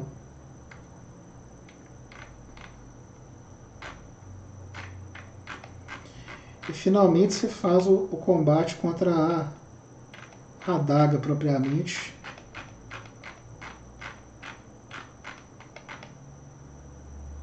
E volta para Scout. Quando você volta para Scout, a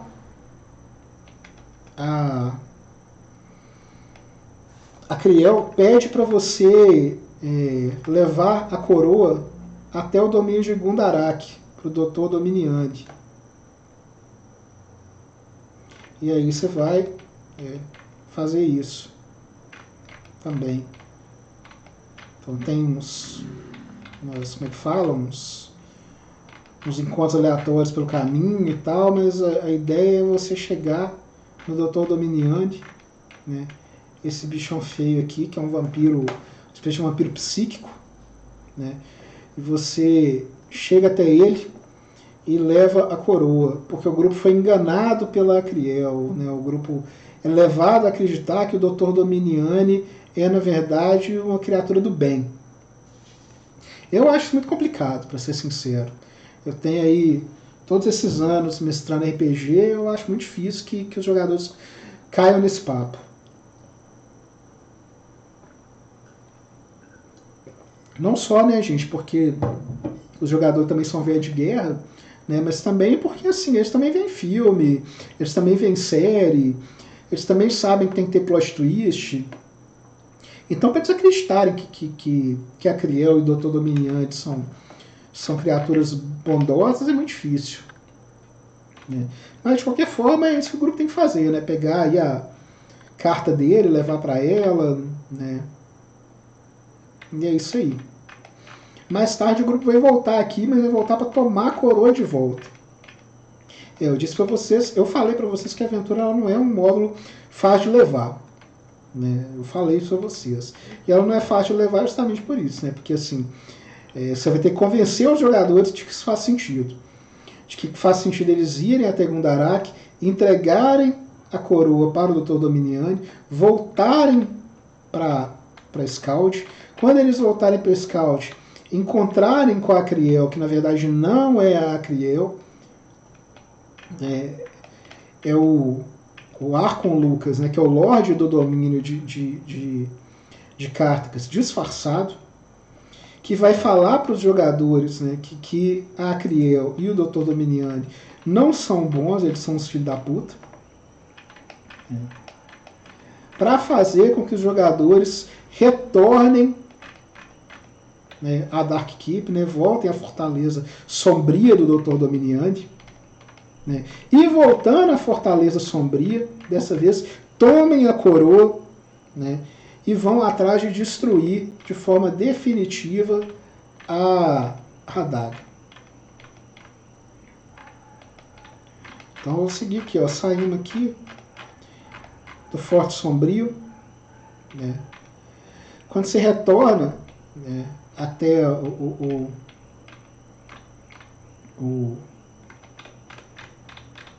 você retorna aqui até o Archon, até a Criel, né? O Archon Lucas é que está lá disfarçado como se fosse a Criel. O plot dessa aventura é um plot bem complicadinho, né, nessa parte.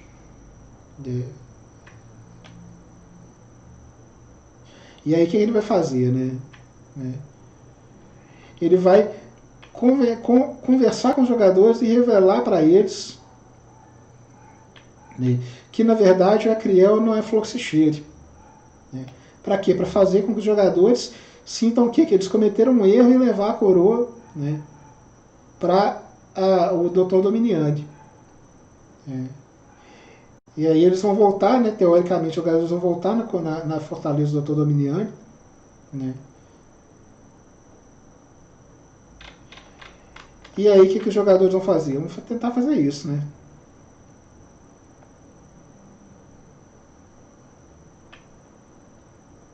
Aí, ó. Então, o que o Arcon Lucas vai fazer? Vai convencer os jogadores de alguma maneira. Como que eu vou usar isso no meu jogo, gente? Como que eu pretendo usar isso aqui no meu jogo? Tá, beleza. Vamos partir do pressuposto que os jogadores toparam. Eles foram para Cartacas, né? Eles foram até Gundarak, levaram a coroa, né, para o Dominiani, voltaram, né, para Cartacas. A gente precisa de alguma maneira fazer os jogadores descobrirem que eles foram enganados, porque, né, como se diz, eles foram enganados, né, eles aceitaram o papinho da Acriel, foram enganados, então a gente precisa de alguma maneira fazer com que eles retornem. Eu acho, né, que se você pretende usar o Arcon Lucas aqui, né, eu diria que não é a melhor maneira, que a maneira mais interessante de fato, né, se você tiver mestrando a grande conjunção, né, é ter aí algum Vistani, um Fortune Teller Vistani, ou, né, se o seu grupo tem um Warlock, de repente o Patron do seu Warlock. De alguma maneira, o grupo saber o seguinte, que ao entregarem a coroa, né, para o Dominiani, né, eles estão, né, fazendo com que a profecia de Escosa ela não esteja acontecendo da forma como ela teria que acontecer. Então, que o correto para que a profecia ocorra, para que a profecia se passe da forma como ela tem que se passar, é que eles destruam a coroa, né, e que eles destruam a Radaga. Né? Ou seja, joga o lance da profecia. Eu acho que é a melhor pedida. Você jogar o lance da profecia aqui é muito melhor do que usar o Arcon Lucas, na minha opinião. Muito melhor do que você ter que convencer os PCs, convencendo os jogadores de que essa é a melhor forma de agir, né? De que eles estão fazendo correto, do ponto de vista e até de personagem ser bom, de personagem ser heróico e tal. Beleza? E aí o que acontece?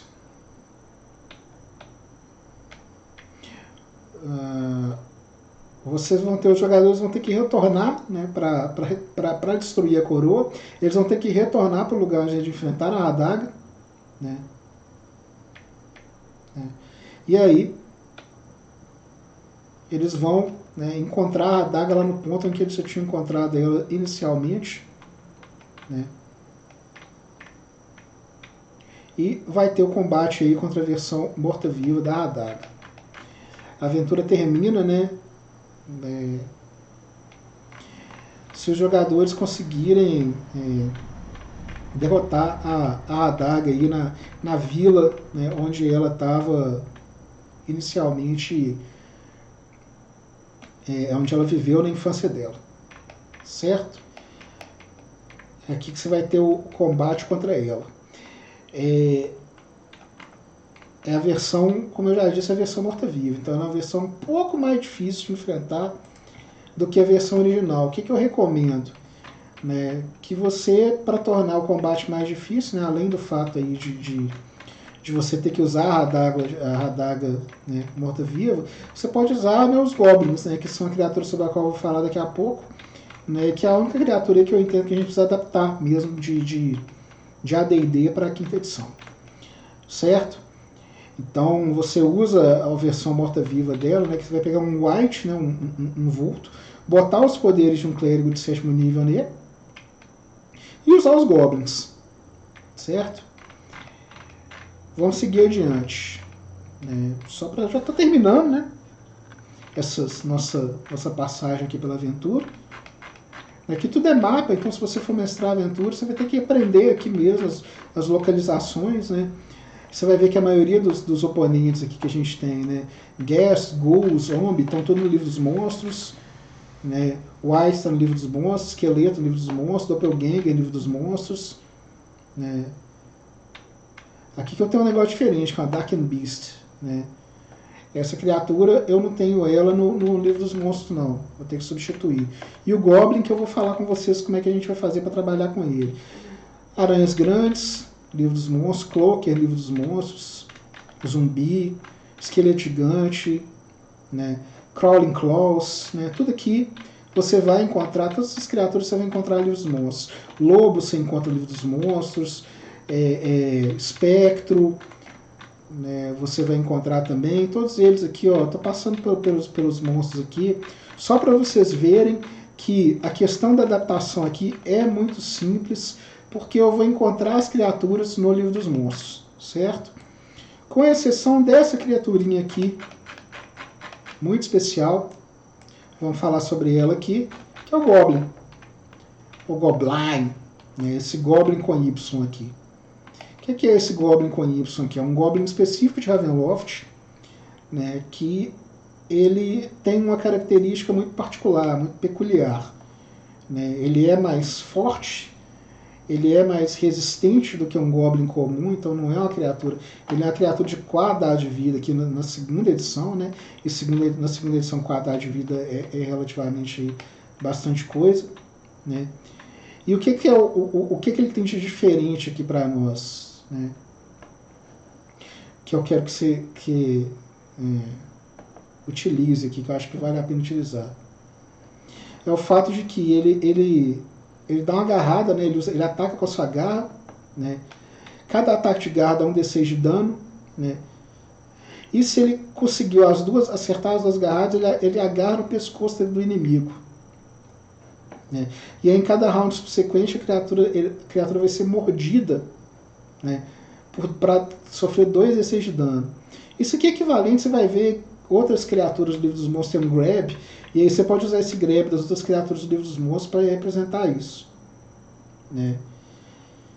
E além disso, ele vai sofrer aí mais um dano de sufocamento, porque o Goblin agarra na sua cara, né, vai te mordendo, não te deixa respirar, você toma dano da mordida, ainda toma dano, né, de sufocamento. Os Goblins se referem a isso como que? Como feasting, né, como se alimentar. Né? E aí o que acontece? Né? Cada 10 pontos, né, de feasting, de dano que você toma dessas mordidas, você toma penalidade de -1 no carisma, né, em razão das deformidades que ficam no seu rosto e das cicatrizes que se formam na sua face. Né? Cada criatura que faça, cada ataque feito por uma criatura que está com um Goblin desse agarrado sofre apenas 3 penalidades no ataque no dano. Né? É isso aí. O que nós vamos fazer com isso aqui, gente? Ó, como usar o Feasting? Eu acho que a primeira parte do Feasting é fácil de usar. Ó, ele funciona como um ataque de garra. Como ataque de garra. O Goblin faz 2 ataques de garra. Aqui, ó. 2 ou 1, né? 2. Né? Se ele acertou os 2 ataques de garra, a partir da rodada seguinte ele passa a dar 2 D6 de dano, que é o Feasting. E além disso, mais um D4 de dano de sufocamento. O que acontece? Para cada 10 pontos de dano, né, aqui seria uma penalidade de -1 no carisma. Né? Como que a gente vai fazer isso aqui, usar isso aqui na segunda edição, na quinta edição? A quinta edição não trabalha muito com esse tipo de penalidade permanente, né? Esse aqui é o problema. O que eu sugiro? Eu sugiro justamente o quê? Que você trate isso aqui com a mecânica parecida com a mecânica de ferimento.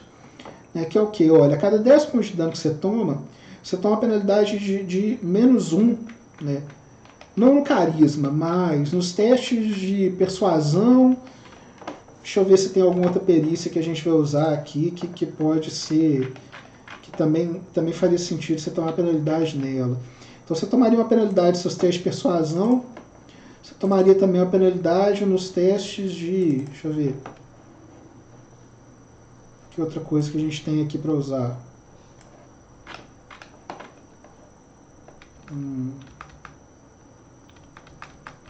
Persuasão e performance, talvez. Persuasão, performance...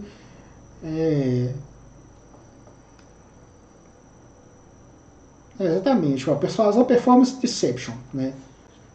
Que eu não sei como é que é o nome de deception em português, deve ser algo como enganar.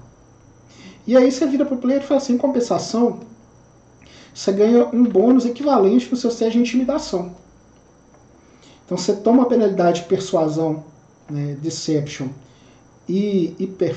performance também talvez não, né? Então, persuasão e deception, né, uma penalidade para cada 10 pontos de dano e um bônus equivalente em intimidação para cada 10 pontos de dano.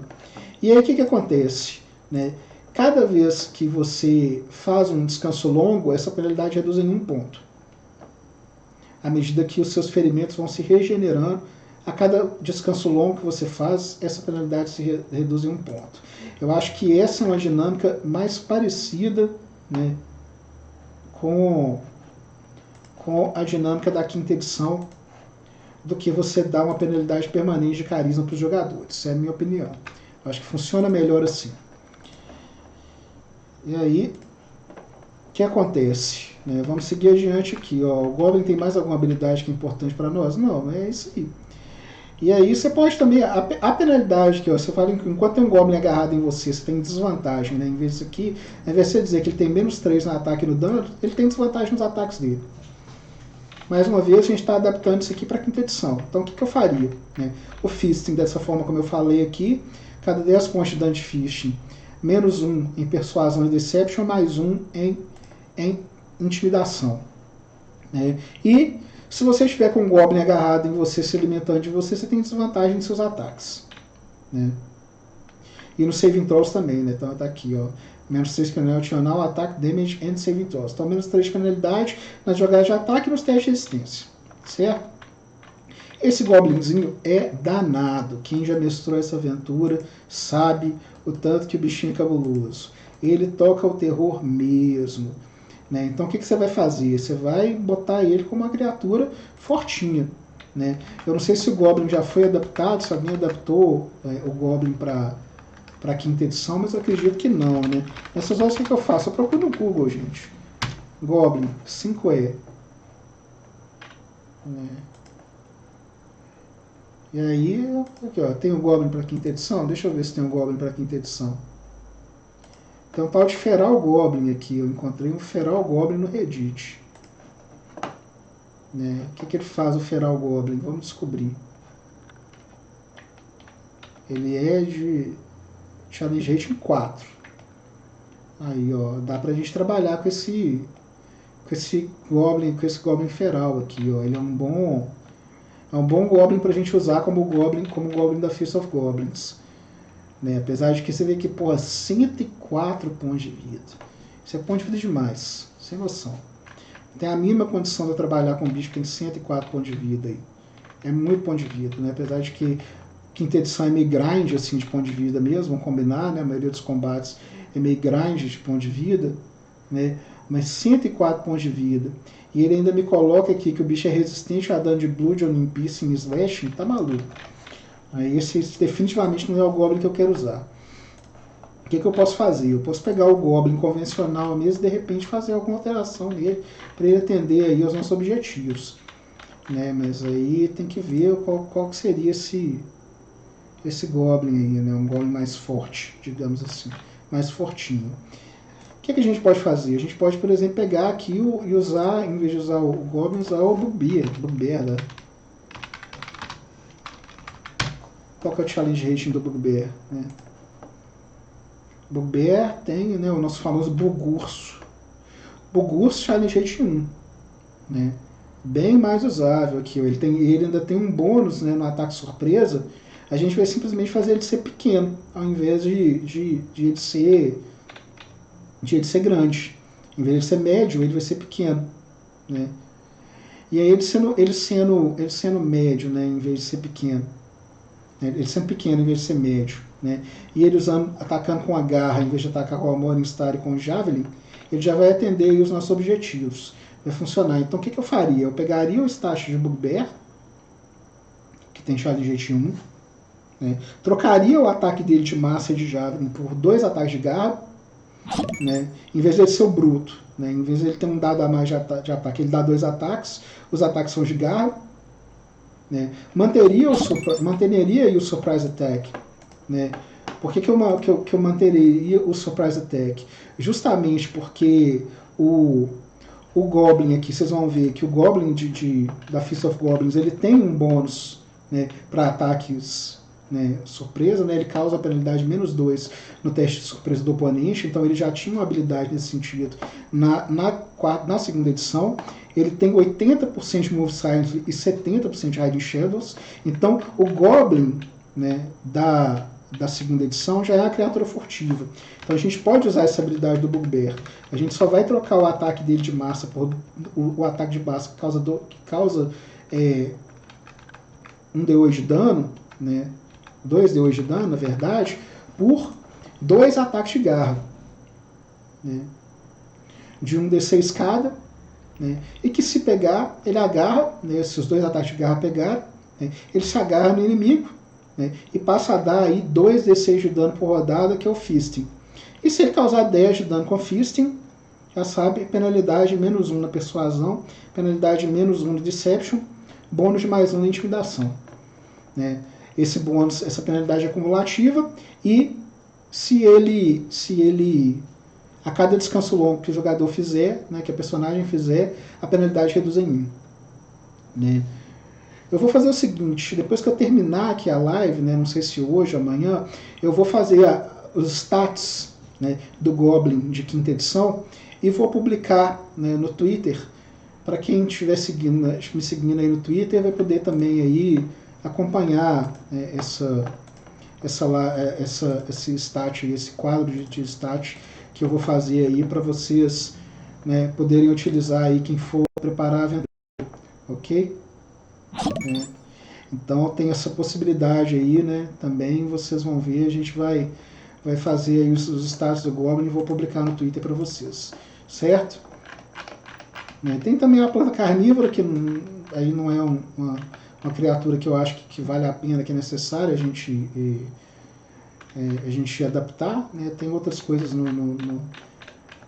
na 5ª edição que a gente pode usar no lugar dessa planta carnívora aqui. E tem o Wolfware, que você pode usar os status de lobisomem. Né? Não acho que é especificamente necessário. O que ele vai ter de diferente é que ele vai ser resistente não a prata. Né? A resistência dele não é a prata que fura. O que fura a resistência dele são armas de ferro. Né? Ferro frio, no caso, né, pessoal? Que eu acho que é o que eles querem dizer. Tá colocado aqui, né? Aqui, ó.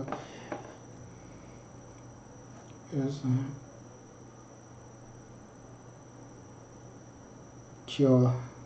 A não ser que o ferimento seja instantaneamente fatal, né? O ferimento vai se reparar ao final da rodada. Isso é completamente absurdo, né? Complicado demais, meu Deus do céu. Não tem como, você nem imagina um negócio desse na 5ª edição. Um bicho que no final de cada rodada ele regenera os pontos de vida dele tudo. Imaginou? Pois é, essa é a ideia. Mas nós não vamos fazer isso não. Você só vai ter um lobisomem aqui que, em vez de ser atacado por ferro, ao invés de ser atacado por prata, é atacado por ferro frio. Né? E aí eu vou buscar, né? O que eu pretendo fazer é buscar nos manuais aí, se a gente não tem um lobisomem melhorzinho do que o lobisomem do livro dos monstros. Porque o lobisomem do livro dos monstros é horroroso, né? Muito ruim.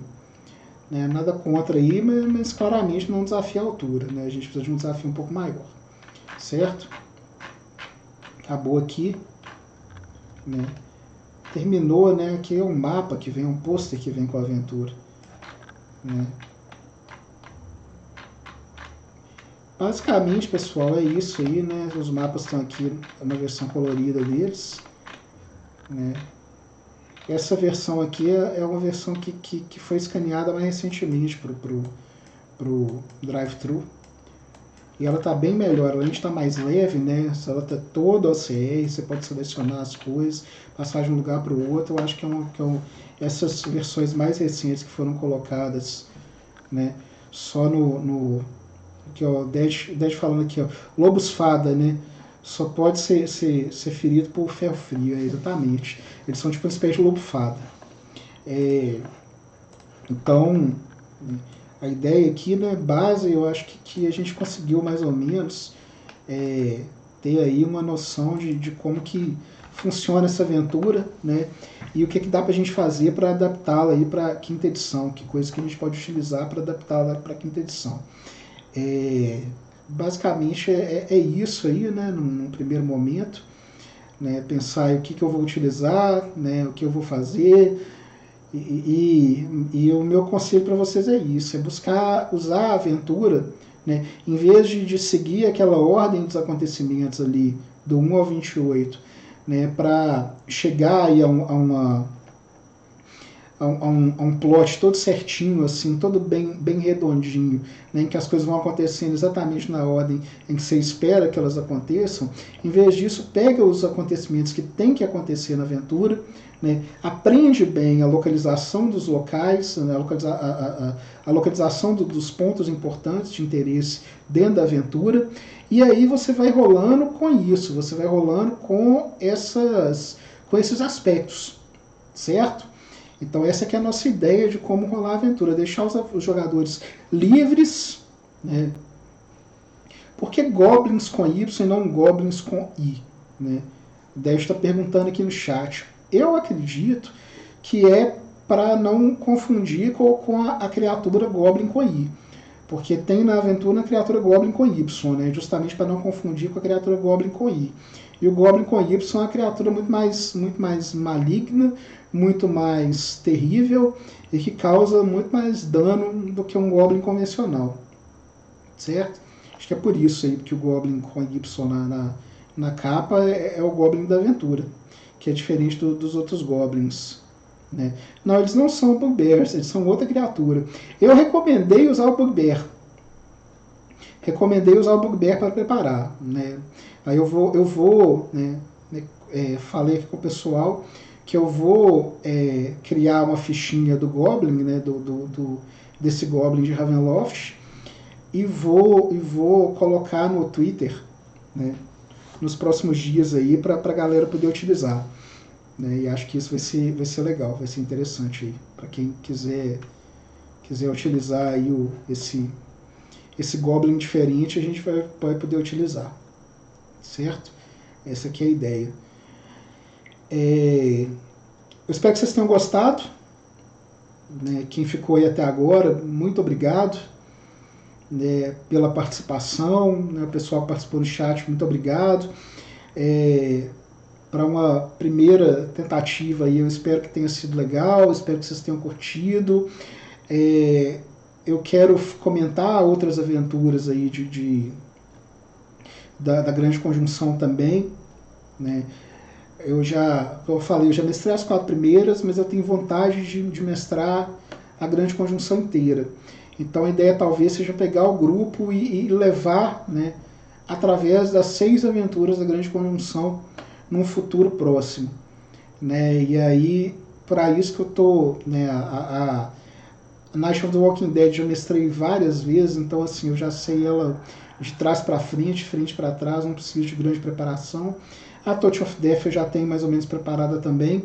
E a Feast of Goblins, que é a terceira aventura, eu queria passar por ela, pensar como fazer, como tornar aí o andamento dela interessante, né, para poder mestrar para o grupo de uma maneira que o grupo ache mais legal e que não ache um negócio tão restrito, que não ache uma aventura tão presa, tão railroad, como se diz, né?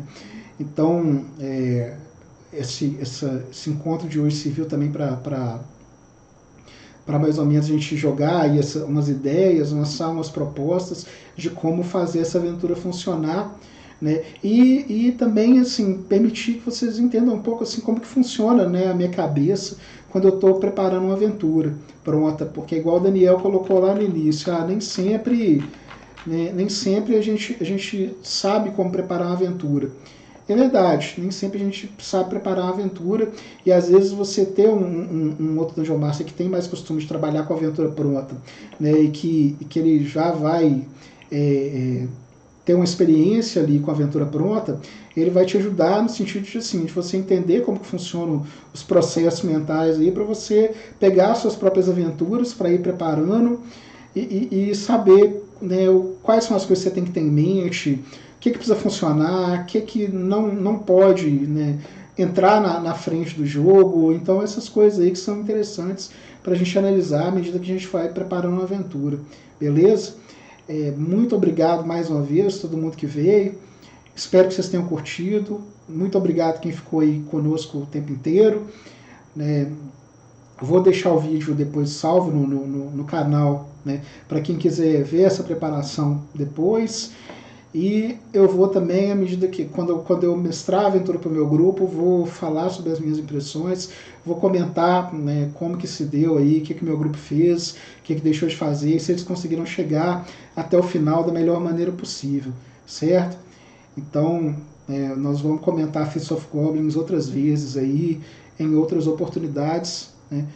Não se preocupem, e quero ouvir de vocês também. Quem mestrar a aventura, de repente pegar a aventura para mestrar e quiser ir comentar depois, chega lá no Twitter, né, @Giltonio, segue lá para a gente comentar, para a gente conversar a respeito da Fist of Goblins. E vamos isso aí, né, gente, tocando, né, preparando aventuras bacanas aí para os nossos players e buscando fazer isso da melhor maneira, certo? Um abraço aí para vocês, até a próxima. E vamos comentando mais, a gente vai conversando aí nas redes sociais. Valeu!